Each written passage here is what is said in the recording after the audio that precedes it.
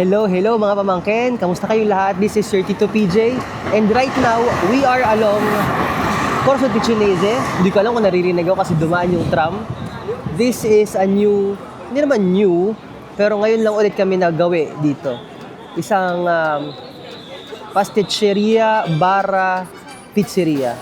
Welcome to Shire, located at Corso di Porta Ticinese 60. Hindi ito ang typical mong Grand Cafe. Isa itong cozy, almost pocket-sized na pastry shop na nagbibigay ng homey vibe sa gitna ng isa sa pinaka-edges na streets sa Milan.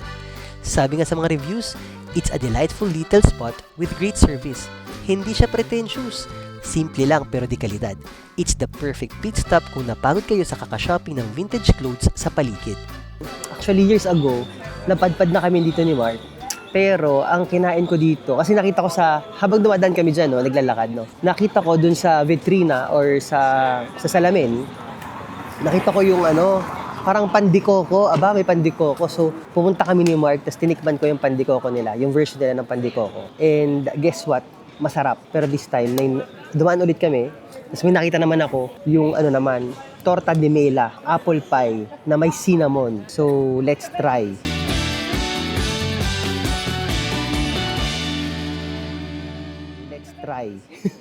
Kasi napaibig ako. Ito na. Hindi ka na. Grazie. Kung curious naman kayo kung magkano ang inabot ng mga kinuha nating foods, ay panoorin nyo na lang ang vlog na ito hanggang sa huli.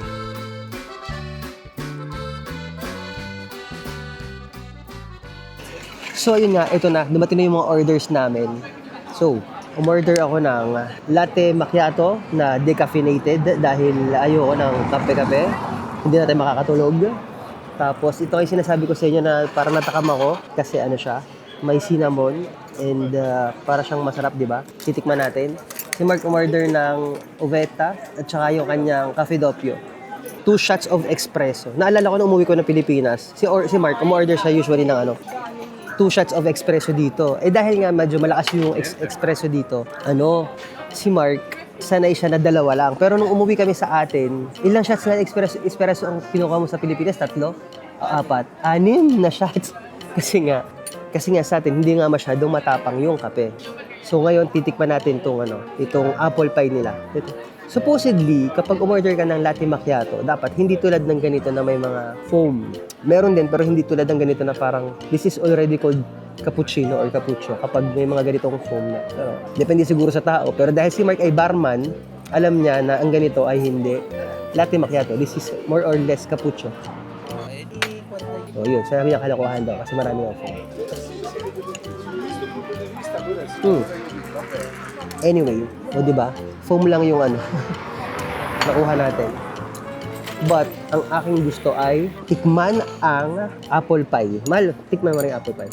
This one, apple pie. Pakita natin sa kanila. Medyo maingay lang kasi dumadaan-daan dito sa harapan ko yung mga tram, saka yung mga tao, alam niyo naman, yung Corso Tichinese is a very, busy street. Basic. Masarap na siyang tingnan. Basic lang din. Pero kasi, may mga ganitong masasarap na sweets, masarap pag may kape.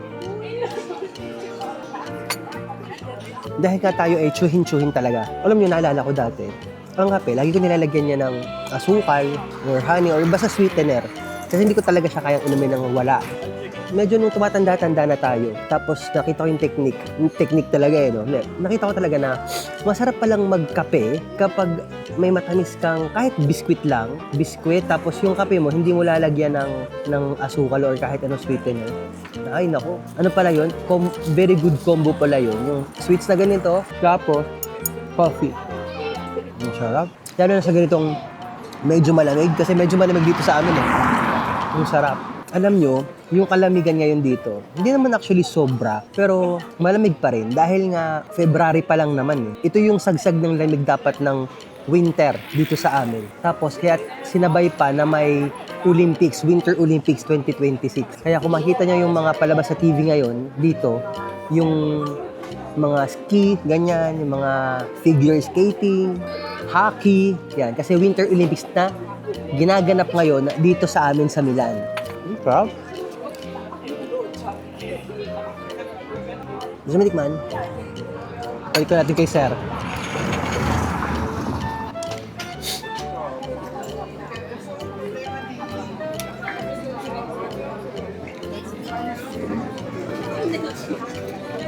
So, ayan. Kita-kita nyo naman, mauubos ko na.